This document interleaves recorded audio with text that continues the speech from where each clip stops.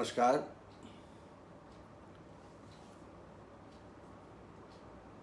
चार बज चुके हैं। आशा है आप सब एकत्रित तो हो गए होंगे। सबसे पहले रजनीश शर्मा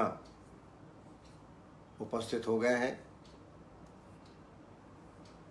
डॉक्टर वंदना पाठक जी, विजय मित्तल, धीरे धीरे सभी चिकित्सक उपस्थित हो रहे हैं। विनय मित्तल जी, मनोरंजन साहू जी और शैलेंद्र ठाकुर जी, विकास चौधरी जी, रेखा वर्मा जी, निशा जोशी जी आदि हमारे चिकित्सक, सुधी चिकित्सक जो हमेशा इस कार्यक्रम से जुड़े हुए हैं, उपस्थित हो गए हैं। कल गुल्म के बारे में चर्चा की गई थी। आज टिटेनी के बारे में चर्चा करेंगे। यह भी एक महत्वपूर्ण डक्टलस ग्लैंड से संबंधित व्याधि है। पहले प्रश्न ले लेते हैं। डॉक्टर रजनीश शर्मा, इनका प्रश्न है, नेजल हाइपरट्रॉफी का ट्रीटमेंट क्या होगा। पहले नेजल हाइपरट्रॉफी क्या है ये समझ लें। It is also called nasal turbinate hypertrophy. इसमें टर्बिनेट नाम का एक अंग होता है नासा के अंदर, उसमें स्वेलिंग हो जाती है और जिसके वजह से मार्ग अवरोध होता है और रोगी को सांस लेने में भी तकलीफ होती है और सोते समय स्नोरिंग की आवाज़ भी आने लगती है। इंफीरियर टर्बिनेट हाइपरट्रॉफी, खास तौर से जो 3 प्रकार के टर्बिनेट होते हैं, उसमें जो इंफीरियर टर्मिनेट है उसमें स्वेलिंग आ जाती है। Inferior terminate hypertrophy all over the same. Symptoms of turbinate hypertrophy include breathing difficulty and snoring because the swelling of the turbinate closes of air flow into the nose. जैसे मैंने बताया 3 प्रकार के terminate होते हैं, superior terminate, middle terminate और inferior terminate. तो nasal atrophy में जो इन्फीरियर टर्बिनेट है इसमें स्वेलिंग हो जाती है, मार्ग सकरा हो जाता है, सांस लेने में तकलीफ होती है पेशेंट को और रात्रि में जब सोता है, सोते समय स्नोरिंग की आवाज़ आती है।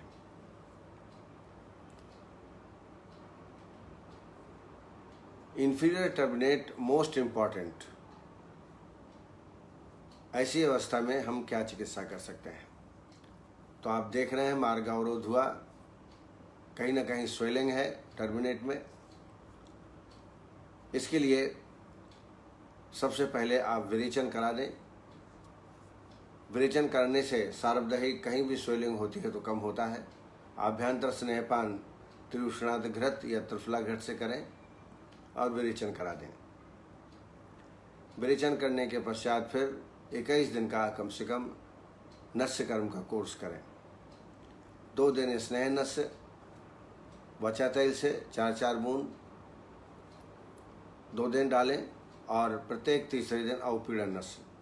और अवपीड़न नस में वायविडंग, गिलोय, वायविडंग, शिग्रू और वचा, ये 3 औषधियाँ हैं। इनका बारीक चूर्ण तैयार करके 1 चम्मच भिगो के रख लें पानी में, हल्के पानी में चटनी जैसा। और फिर जिस दिन नस्य देना हो उसको निचोड़ करके और नस्य आप 6 से 8 बूंद की मात्रा में दें। 2 दिन स्नेह नस वचा तेल से और प्रत्येक तीसरे दिन अवपीड़न नस देवें। ऐसा 21 दिन का कोर्स पेशेंट में करना चाहिए। इसके अलावा कांचनादि गुगुलू, अमृतादि गुगुलू 2-2 गोली दिन में 2 बार पानी के साथ इसका सेवन भी कराएं। औषधियों में शिलाज इत्यादि लौह 125 मिलीग्राम, टंकण भस्म 250 मिलीग्राम और सीतोपलादि चूर्ण 2.5 ग्राम। ये ऐसी एक मात्रा है, दिन में 3 मात्राएं पानी के साथ, गर्म पानी के साथ पेशेंट को दें। डॉक्टर अरुण राधा, उनका प्रश्न है आईलिड टचिंग, आईलिड्स में टचिंग हो जाती है, उसका ट्रीटमेंट क्या होगा। ये एक प्रकार का इन्वॉल्वेंट्री स्पाज्म है ऑफ द टॉप और bottom of eyelid, an involuntary spasm of the top or bottom eyelid muscles is known as eye twitch. Most eyelid spasm go away without any treatment. अपने आप ही ठीक हो जाता है, बिना treatment के अपने आप कुछ दिन में ठीक हो जाता है।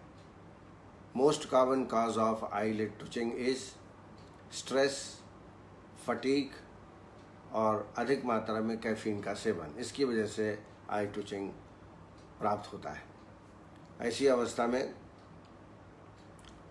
अक्षिधारा, विडालक में अश्वगंधा, शतावरी और मुलहटी, इसका कल्क बना करके आईलिड्स के चारों तरफ लेप लगाएं, इसको विडालक बोलते हैं। स्नेह धारा, नारायण तेल से, सहचर तेल से आंख बंद करा के और आँख खोल के जो धारा डालते हैं उसको आश्योतन बोलते हैं।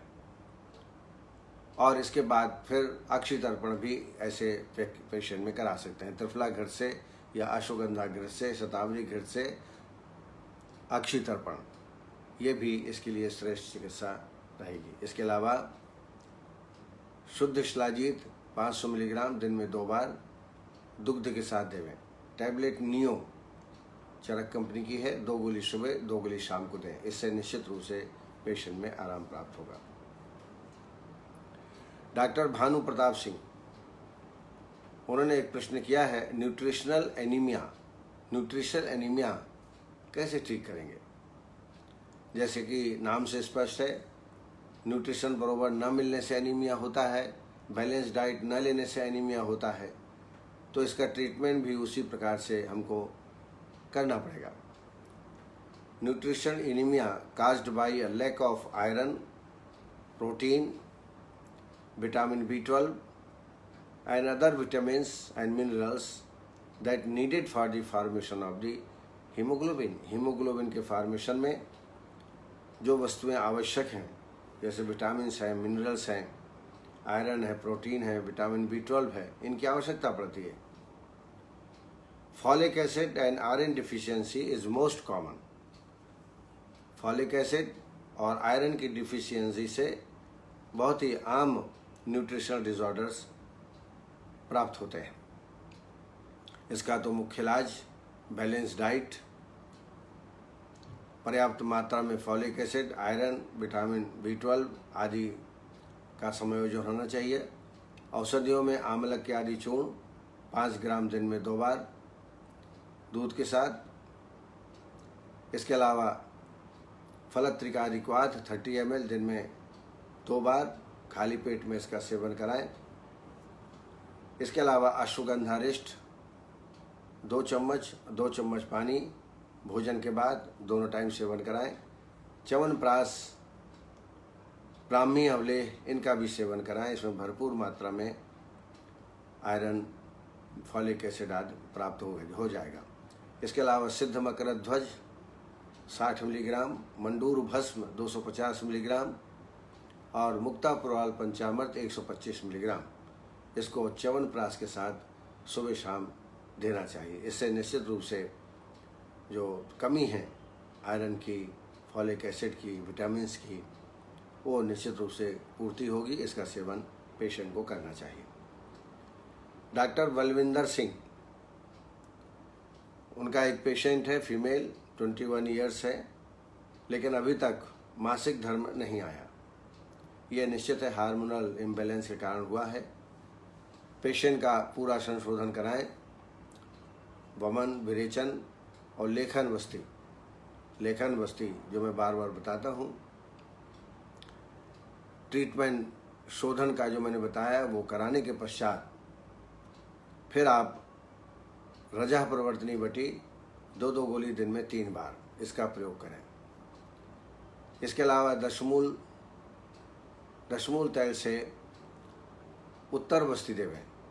उत्तर बस्ती देने से भी रोगी में लाभ प्राप्त होगा। आरोग्यवर्धनी और रजा परिवर्तनी बटी नित्य प्रति दिन देना चाहिए। कुमारी आसो और लोहासो, लोहासो 2 चम्मच और कुमारी आसो 2 चम्मच, 4 चम्मच पानी भोजन के बाद दोनों टाइम इसका सेवन कराएं। शोधन करने के पश्चात दवा देने से निश्चित रूप से 3 महीने के अंदर एमसी प्रारंभ हो जाएगा। यदि कोई अंग की विकृति नहीं है, अगर डक्टलस ग्लैंड से ही इफेक्टेड है, pituitary gland, thyroid gland, important glands हैं डक्टलस, इनसे ही दिक्कत है, इनमें ही खराबी है तो अलग बात है, तो इनकी चिकित्सा आपको करना चाहिए। तो हार्मोनल टेस्ट कराने के पश्चात फिर विधिवत चिकित्सा सिद्धांत अपनाते हुए ट्रीटमेंट करना चाहिए। डॉक्टर वैशाली एच,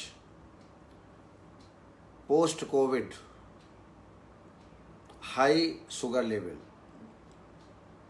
कोविड हो गया था, ठीक हो गए, लेकिन शुगर हाई लेवल में आ गया, तो निश्चित है हो सकता है ऐसे पेशेंट में, तो शुगर की ट्रीटमेंट करें। इसमें बसंत कुसुमाकर 60 मिलीग्राम, शिलज इत्यादि लौह 125 मिलीग्राम और त्रिभंग भस्म 250 मिलीग्राम, ये दिन में 2 या 3 मात्रा गर्म पानी के साथ दुग्ध के साथ सेवन करें।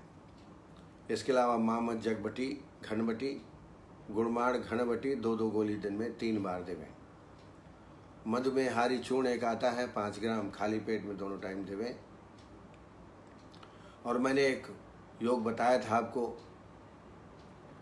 पलाश पुष्प को सिद्धित कर तैयार किया जाता है दवाई। इसमें निम्ब स्वरस, बिल्व स्वरस, बिल्वपत्र स्वरस और करेला स्वरस, इनकी 3-3 भावनाएं पलाश चूर्ण में दी जाती हैं और बहुत ही श्रेष्ठ औषधि है। इसको भी आप बना करके पेशेंट में प्रयोग कर सकते हैं। निश्चित है ब्लड शुगर नॉर्मल आ जाता है इसमें। कुलदीप कुमार जी ने प्रश्न किया है, 11 वर्ष का एक पेशेंट है उनका, मेल, स्पाइनल मस्कुलर एट्रोफी है, मायोक्लोनिक सीजर्स भी है, इनका ट्रीटमेंट क्या होगा? ये निश्चित है वातव व्याधि है, मायोपैथी का पेशेंट है। इट इज़ जेनेटिक डिसऑर्डर, मुख्य रूप से ये वंशानुगत प्रॉब्लम है, छोटे बच्चों में ज़्यादा प्राप्त होता है। Characterised by weakness and wasting in the muscles used for movement, जो मूवमेंट के लिए आवश्यक हैं ऐसी मांसपेशियों में क्षय हो जाता है, वेस्टिंग हो जाती है और उसमें जो मोटर फंक्शंस हैं वो इफेक्टेड हो जाते हैं।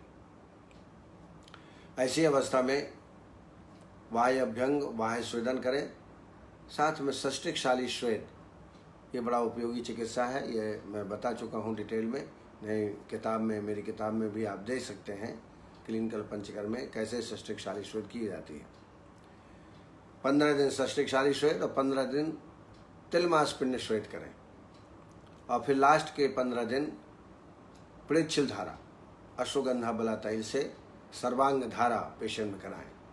तो 15 दिन सष्टिकशाली श्वेत, 15 दिन तिलमास पिंड श्वेत और 15 दिन सर्वांग धारा, जिसको पृच्छिल धारा भी आप कह सकते हैं, अश्वगंधा बला तैल से आपको करना चाहिए। ऐसे पेशेंट में शोधन नहीं कराना है, क्योंकि शोधन करने से और भी रुक्षता बढ़ सकती है। साथ में मात्रा बस्ती, नारायण तेल, महामास तेल, अश्वगंधा बला तेल 30 ml की मात्रा।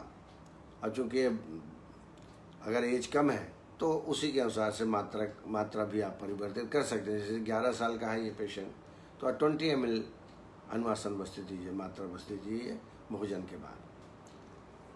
औषधियों में वातकुलांतक रस 60 मिलीग्राम, गिलोय सत्व 250 मिलीग्राम, वातकुलांतक जैसा मैंने बताया, और एकांगवी रस 250 मिलीग्राम, ये सुबह शाम शहद के साथ या ब्राह्मी अवलेह के साथ या च्यवनप्राश के साथ रोगी को देवें। इसके अलावा अश्वगंधा, शतावरी और मुलेठी, इनका बराबर चूर्ण मात्रा तैयार कर लें, 1-1 चम्मच सुबह शाम को देवें। या दुग्ध में सिद्ध कर दें इन दवाइयों के द्वारा और उसका पान रोगी को निरंतर कराएं। शुद्ध शिलाजीत 250 मिलीग्राम दूध में घोल करके दोनों टाइम रोगी को देना चाहिए।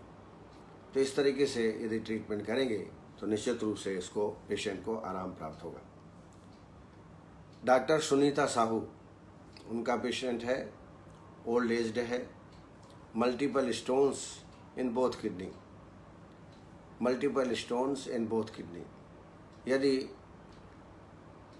जो कैलकुलस की साइज है वो 6 से 7 mm के नीचे है, then we can treat it. ऐसी अवस्था में एक GS ट्रिप्सी मैंने बताई थी टेबलेट, जो गाल ब्लैडर स्टोन के लिए, वो किडनी में भी आप प्रयोग कर सकते हैं। 2 गोली दिन में 3 बार दीजिए। एक टैबलेट क्रश आती है, CRUSH, क्रश, वो भी टैबलेट बहुत अच्छी है इसके लिए, कैलकुलस के लिए।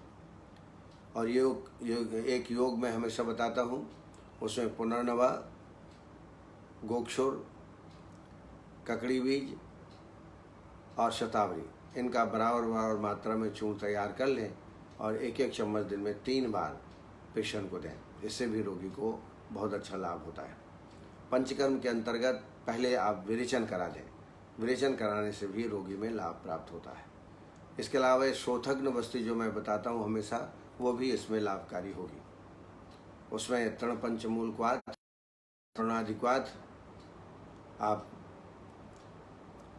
50-50 ग्राम लेके काढ़ा बना लें 300 ml, और उसमें गोमूत्र 50 ml, शहद 50 ml, सेंधौ 5 ग्राम, युवक क्षार 10 ग्राम मिला के बस्ती देवें। इससे पेशेंट को लाभ जरूर होगा। दूसरा एक प्रश्न है, ओल्ड एज्ड पेशेंट है, उसके वीक लंग्स है, बहुत कमजोरी है, लंग्स बहुत वीक है। तो अगर बहुत कमज़ोर है तो उसमें अश्वगंधा रिष्ट, द्राक्षाशव 2-2 चम्मच, 4 चम्मच पानी भोजन के बाद। अग्नि तीव्र है, पाचन अच्छा है, च्यवनप्राश दें 5 ग्राम दिन में 2 बार। खाना अच्छा देवें और साथ साथ में प्राणायाम का प्रयास करें। योग के अंतर्गत जो प्राणायाम है उनका अभ्यास करें। डेली शंख बजाएं या फुग्गे फुलाएं, जिससे जो है लंग्स मजबूत हो जाएं। क्योंकि ओल्ड एज है तो निश्चित है सारे अंग धीरे धीरे कमज़ोर होने लगते हैं, लेकिन अगर दिनचर्या पेशेंट की अच्छी है तो वो कवर अप कर सकता है। डॉक्टर राजेश निरंजन, उन्होंने क्रॉनिक माउथ अल्सर के बारे में पूछा है। कई बार मुख में बार बार अल्सर हो जाते हैं और बड़ा तकलीफ देता है। ऐसे पेशेंट को एक तो पेट साफ रखना चाहिए, कॉन्स्टिपेशन मूल कारण होता है। ऐसे पेशेंट में ये तो आप विरेचन कराएं विधिवत, आभ्यंतर स्नेहपान त्रिफलाघृत करने के पश्चात विरेचन करा दें, अच्छा रहेगा। अन्यथा नित्य प्रतिदिन एरन वरिष्ठ हरित की 5 ग्राम के आसपास रात्र को सोते टाइम पेशेंट को दें, तो सुबह 1-2 मोशन बढ़िया हो जाएगा, क्लियर हो जाएगा। इसके अलावा इसमें गंडूस, पंचवल्कल क्वाथ से गंडूस और कवल धारण कराएं। एक दिन पंचवल्कल क्वाथ से, दूसरे दिन जात्यादि तैल से। तो इस प्रकार से कवल धारण 15-20 दिन कराएंगे तो निश्चित है रोगी को आराम मिलेगा। इसके अलावा चमेली पत्र को अच्छी तरह चबाएं, रस अंदर न ले जाएं, मुख में ही धारण करें और बाद में उसको निकाल सकते हैं। इसका गंडूस और कवल धारण भी चमेली पत्र के क्वाथ से कर सकते हैं। इसके अलावा आरोग्यवर्धनी 2-2 गोली दिन में 2 बार, टैबलेट सेप्टिलीन 2 सुबह 2 शाम को, इसका प्रयोग पेशेंट में करें। औषधियों में शतावरी और मुलहटी चूर्ण 5-5 ग्राम दिन में 2 बार दें। इससे हीलिंग, जो माउथ में अल्सर है उसमें हीलिंग जल्दी होगी और पेशेंट को आराम प्राप्त होगा। राकेश यदुवंशी, डॉक्टर राकेश यदुवंशी ने नियोनेटल थ्रोम्बोसाइटोपिनिया के बारे में जानना चाहा। Neonatal, it is a common clinical problem presenting in the first 72 hours. बच्चा पैदा होने के 72 घंटे के अंदर ये प्रॉब्लम हो सकती है। 70 hours of life is usually secondary placental insufficiency and caused by reduced platelets production. इसी को हम परप्यूरा भी कहते हैं. इनसफिशियंसी ऑफ द प्लेसेंटल, क्योंकि प्लेसेंटा से ही ब्लड सप्लाई होती है गर्भ के अंदर, और उसकी इनसफिशियंसी से बाद में परप्यूरा रोग हो सकता है. प्लेटलेट्स की मात्रा कम हो सकती है और इसी को बोलते हैं नियोनेटल थ्रोम्बोसाइटोपिनिया. आधुनिक चिकित्सा में तो नियोनेटल में कोई दवा हम दे नहीं सकते आयुर्वेद की, खा नहीं पाएगा पेशेंट. ऐसी अवस्था में, नियोनेटल की अवस्था में प्लेटलेट ट्रांसफ्यूज़न कराना चाहिए, प्लाज्मा का भी ट्रांसफ्यूज़न कराना चाहिए. यही एक इसमें चिकित्सा है. ऐसे समय में आयुर्वेद की कोई दवाई फ़ायदा नहीं करेंगी, क्योंकि पेशेंट न ले पाएगा न उसका उपयोग कर पाएगा. तो ऐसी अवस्था में तो आधुनिक चिकित्सा का ही सहारा लेना चाहिए. दीप्ति बोचे, डॉक्टर दीप्ति बोचे, शरीर के किसी भाग को दबाने पर डकार होती है. ये मैंने कई पेशेंटों में देखा है. किसी भी स्थान में दबाइए तो उसको डकार आ जाती है. साथ साथ में वर्टाइगो है और टिनिटस प्रॉब्लम भी है और पूरा शरीर में हैवीनेस लगता है. तो इसमें आप निश्चित रूप से ये उदावर्त का रोगी है. और उदावर्त में जैसा आप जानते हैं कई प्रकार के लक्षण पेशेंट में प्राप्त हो सकते हैं. ततश्च रोगः ज्वरमूत्र कृक्ष प्रवाहिका हृदय ग्रहणी प्रदोषाः वम्यांध बाधिर स्रो वितापः वातोदराश्लीला मनोवकाराः तृष्णास पित्त रुजगुल्मकाज श्वास प्रतिशाया हृदय पाश रोगाः अन्य च रोगा भवन लोता भवंतो उदावर्त कृता संकुराः. तो ऐसे पेशेंट में क्रमशः अनुवासन और निरूह वस्ती का प्रयोग करना चाहिए. निरूह वस्ती यह शोधन प्रकार की वस्ती है. इसमें कुटकी, एरंडमूल,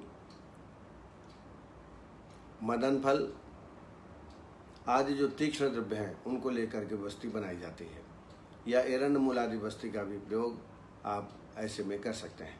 और अनुवासन के रूप में नारायण तेल या सहचर तेल का भी प्रयोग कर सकते हैं. ऐसा कोर्स कम से कम काल वस्ती, कर्म वस्ती, योग वस्ती, तो काल वस्ती अर्थात 16 वस्तियों का कोर्स आप इसमें देवें तो पेशेंट को आराम होगा. इसके अलावा सर्वांग अभ्यंग और सर्वांग स्वेदन पेशेंट में करते रहना चाहिए. टिनिटस प्रॉब्लम है तो इसमें शिरोधारा कराएं. शुद्ध शिलाजीत 500 मिलीग्राम दिन में 2 बार ये देवें. और टिनिटस और वर्टाइगो के लिए वातकुलांतक 60 मिलीग्राम, प्रवाल पंचामृत 125 मिलीग्राम, योगेंद्र रस 60 मिलीग्राम. ये एक मात्रा है. ऐसी 2 मात्राएं हैं च्यवनप्राश के साथ या ब्राह्मी अवलेह के साथ पेशेंट को देना चाहिए. इससे टिनिटस और वर्टाइगो में आराम होगा. हैवीनेस लग रहा है तो ये वस्ती से ठीक हो जाएगा. वस्ती जो मैंने बताई उसका सेवन कराएं. इसके अलावा शिवाक्षार पाचन चूर्ण 5 ग्राम दिन में 2 बार, हिंगवादी बटी 2 गोली सुबह और 2 गोली शाम को. लेकिन वाह्य अभ्यंग और वाह्य स्वेदन रोगी को रोज कराएं. इससे पेशेंट में जो हैवीनेस है वो जाता रहेगा. पेशेंट में हल्काहट महसूस होगी. डॉक्टर राकेश यदुवंशी, उन्होंने माइग्रेन के ट्रीटमेंट के बारे में पूछा है. अगर माइग्रेन इडियोपैथिक है, कोई ट्यूमर आदि ब्रेन में नहीं है, तो निश्चित रूप से आप उसको ठीक कर सकते हैं. माइग्रेन के लिए एक तो नस्यकर्म बहुत उपयोगी है. इसके लिए मैंने कई बार आपको नस्य द्रव्य बताया है. केसर से सिद्धित दुग्ध कैसे बनाते हैं आप समझ लें. 5 ग्राम केसर ले लें, शुद्ध घी में इसको भूंज लें और 5 ग्राम शक्कर मिला करके बारीक पीस करके रख लें. 2 चम्मच दुग्ध लेवें, गोदुग्ध. वैसे तो स्त्री दुग्ध लेना चाहिए लेकिन गोदुग्ध ले लें 2 चम्मच. और इसमें 2.5 ग्राम जो शक्कर मिश्रित केसर है उसको घोल दें और पेशेंट में 6-6 बूंद की मात्रा में नस्य प्रतिदिन देवें. आप देखेंगे 21 दिन के नस्य देने से माइग्रेन बिल्कुल ठीक हो जाता है. इसके अलावा औषधियों में वातकुलांतक 60 मिलीग्राम, श्राहसूल वज्रीण रस 250 मिलीग्राम, श्रृंग भस्म 500 मिलीग्राम। ये शहद के साथ, च्यवनप्राश के साथ, ब्राह्मी अवले के साथ या कलाकंद के साथ इसका सेवन सूर्योदय के पहले सुबह और शाम को करना चाहिए। ये बहुत ही उपयोगी योग है, इसमें बहुत अच्छा रोगी को आराम प्राप्त होता है। इसके अलावा चरक की सिफेगेरेन टैबलेट आती है, यह भी उपयोगी है। 2 गोली सुबह 2 गोली शाम को दें। सिफेगेरेन ड्रॉप्स भी आता है, तो 4 बूंद दोनों नासा में 4-4 बूंद डालें, ये भी बड़ी उपयोगी चिकित्सा है। आंसू अरिष्ट में पथ्या सटंग या पथ्या रिक्वात 20 ml पानी भोजन के बाद दोनों टाइम दें। ये देखें कि पेशेंट में कॉन्स्टिपेशन न रहे। कॉन्स्टिपेशन हो तो हिरण्य भ्रष्ट हरित की रात्रि में सोते टाइम पेशेंट को दें। ये लगातार 3 महीना आप ये पेशेंट को दें, निश्चित रूप से लाभ होगा। दूध जलेबी ये भी बड़ा उपयोगी है, ब्राह्मण चिकित्सा है। दूध जलेबी गाँव में जब माइग्रेन होता है तो यही खाते हैं। उसके अलावा एक हलवा बनाते हैं, करीब 30 ग्राम चने की दाल एक दिन पहले भिगो दीजिए, फिर उसको दूसरे दिन अच्छा पीस दीजिए और इसमें उतना ही 30 ग्राम घृत डालकर अच्छी तरह भून दीजिए। भूनने के बाद 30 ग्राम आप शक्कर डालिए और इसका हलवा बना लीजिए। इसमें ड्राई फ्रूट्स भी आप डाल सकते हैं। आप सूर्योदय के पहले इसका सेवन करेंगे तो निश्चित रूप से पेशेंट में आराम प्राप्त होगा। Anil Pandey, burning sensation of the palm and feet, तो इसकी हिस्ट्री ले लीजिए कि डायबिटिक तो नहीं है। अगर डायबिटिक है तो डायबिटीज़ का इलाज करिए। साथ में इसमें शुद्ध शिलाजीत 500 मिलीग्राम दिन में 2 बार प्रातः एवं सायं देवें। अश्वगंधा, केमाच बीज और शतावरी इसका चूर्ण तैयार कर लें और 1-1 चम्मच सुबह शाम दोनों टाइम देवें। औषधि योग में एकांगवीर रस 125 मिलीग्राम, योगेंद्र रस 60 मिलीग्राम और पुराल पंचामृत 125 मिलीग्राम, ये सुबह शाम दोनों टाइम इसका सेवन कराएं। इसके अलावा बाह्य अभ्यंग और बाह्य स्वेदन, नाड़ी स्वेद जरूर भी पेशेंट को करें। इससे निश्चित रूप से 1 महीने के ट्रीटमेंट में टिंगलिंग सेंसेशन जाता रहेगा। अगर न जाए तो फिर इसमें पत्रपिंड श्वेत भी करना आवश्यक हो सकता है। पत्रपिंड 7 दिन करा के फिर षष्टिकशाली श्वेत कराएं, पेशेंट को आराम प्राप्त होगा। डॉक्टर अवंतिका सिंह, कृशता, कमजोरी है या दुबलापन है, रिपोर्ट सारी नॉर्मल है लेकिन डिप्रेसिव पेशेंट है, तो ऐसे अवस्था में खान पान में विशेष ध्यान रखें। दीपन पाचन के लिए पहले आप पंचकोल काढ़े का सेवन लगभग 15 दिन तक सेवन कराएं, जिससे दीपन पाचन अच्छा हो। उसकी डाइट अच्छी होगी, डाइट अच्छी होगी तो कृशता दूर होगी। इसके अलावा अश्वगंधा और शतावरी ये दोनों चूर्ण बराबर मात्रा में 1-1 चम्मच दिन में 2 बार दूध के साथ सेवन कराएं। द्राक्षासव, अश्वगंधारिष्ट 2-2 चम्मच 4 चम्मच पानी भोजन के बाद दोनों टाइम। और जितनी भी ब्राह्मण चिकित्सा है वो रोगी में करना चाहिए, धीरे धीरे आराम होगा। वस्ती में आप अनुवासन वस्ती का प्रयोग इसमें कर सकते हैं। महामास तैल 30 ml भोजन के बाद आप लगाएं। डिप्रेशन अधिक हो तो शिरोधारा का सेवन कराएं, शिरोधारा या पिछू धारण कराएं और शिरोधारा से तो बड़ा अच्छा पेशेंट में आराम प्राप्त होता है। इसके अलावा मेध रसायन क्वाथ इसका सेवन कराएं। इसमें शंखपुष्पी, मंडूक पर्णी, गिलोय और मुलैठी ये बराबर मात्रा में लेकर काढ़ा बना लें और इस काढ़े का सेवन रोगी को कराएं। इसमें पेशेंट को लाभ होगा, डिप्रेशन में भी लाभ होगा। राजू पुजारी जी का प्रश्न है, महासुदर्शन चूर्ण देने पर शुगर कम हो गया, बहुत अच्छी बात है। और कम से कम 10-15 पेशेंट में दे के देखिए, तब उसका एक्टिव प्रिंसिपल पता चलेगा। क्योंकि उष्ण है, निश्चित धात्वाग्नि में काम करेगा, हो सकता है इसमें लाभ प्राप्त होता हो, लेकिन 1-2 पेशेंट देने में इसके दावे के साथ हम नहीं कह सकते कि महासुदर्शन चूर्ण देने से शुगर कम होता है। तो आप 10-15 पेशेंट में करके देखिए और फिर ज़रूर हमको बताइएगा, ताकि इसका और अच्छे से प्रचार प्रसार किया जा सके। पुष्पेंद्र कश्यप जी ने टेलीफोन मेरा मांगा है, आप नोट कर लें। मेरा नंबर 9920486729। फिर से रिपीट करता हूँ, 9920486729। हमारे साथ बहुत सारे चिकित्सक जुड़े हुए हैं। डॉक्टर उषा ताभानी, जो हमेशा शुरुआत से ही आप जुड़ी हुई हैं।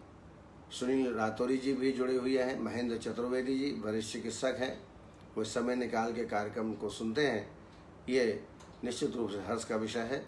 डॉक्टर राजेंद्र कुंद्रा जी, बन्ना पाठक जो शुरू से हमारे साथ हैं, डॉक्टर संध्या पांडे, रजनीश शर्मा जी, प्रकाश सिंह, विकेश महाजन जी, सुनील कुमार जी, आशुतोष कुमार, सोनल पटेल, संजीव कुमार जी, शक्ति मोहन जी, अनिल पांडे जी, सोनल अग्रवाल, मनोरंजन साहू जी, ज्योतिबाला डामोर जी, आरोग्य आयुर्वेद, परेश मन्या जी, आर इंडिया, आदित्य त्रिपाठी जी, जगपाल सिंह, सलोनी गुप्ता जी, अरुण शर्मा जी, योगेश महाजन, शिल्पा पालस्कर जी, मनीष खरे जी, योगेश महाजन, पुष्पेंद्र कश्यप जी, विनीता जी, विनय मित्तल जी, प्रशांत ससाने, आरबी प्रजापति जी, माधव मिश्रा जी, निशा जोशी, सुकमंत मिश्रा जी, रंजीत गुप्ता जी, निर्मला स्वाल और मणिभूषण,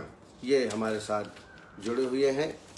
एक प्रश्न और रह गया है डॉक्टर सुकुमार जोशी का।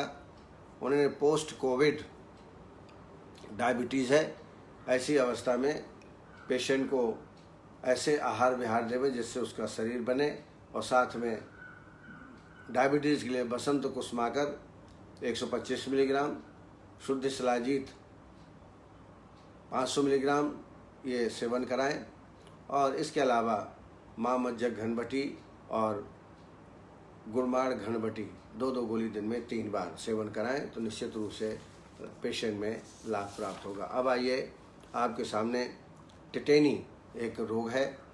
कई बार पेशेंट आता है, उसके मसल्स बहुत कड़क हो गए हैं, हाथों के अग्रभाग में बहुत कड़ापन है, हम समझ नहीं पाते हैं कि क्या है। एक्चुअली टिटेनी रोग जो होता है वो एक प्रकार का इलेक्ट्रोलाइट बैलेंस जब बिगड़ जाता है शरीर का, तब ये होता है। और इलेक्ट्रोलाइट बैलेंस बिगड़ता जब है जब हाइपोपैराथायरॉयडिज्म होता है। हाइपोपैराथायरॉयडिज्म क्योंकि वहाँ से जो हार्मोन उत्पत्ति होता है वो कैल्शियम को प्रोटेक्ट करता है, और अगर ज़्यादा कम हो गया तो कैल्शियम की उत्पत्ति भी कम हो जाती है। तो आप कह सकते हैं कि hypocalcaemia is the main primary cause, hypocalcaemia. और इसके अलावा इट में ऑकर ड्यू टू मैग्नीशियम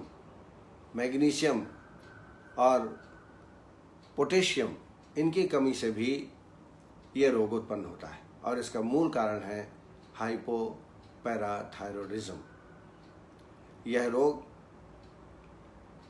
पैराहाइपोथायरॉयडिज्म अर्थात पैराथायरॉयड ग्लैंड के स्राव की अल्पता के कारण यह उत्पन्न होता है।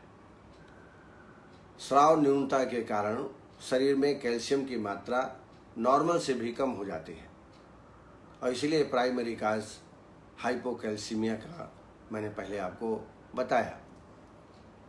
आइए निदान देखें क्यों ये होता है। तो पैराथायरॉयड ग्रंथि के स्राव की कमी से नर्वस सिस्टम और जो मस्कुलर सिस्टम है वो उत्तेजित हो जाते हैं। इसका कारण है टिटेनी, और इसी कारण से टिटेनी रोग उत्पन्न होता है।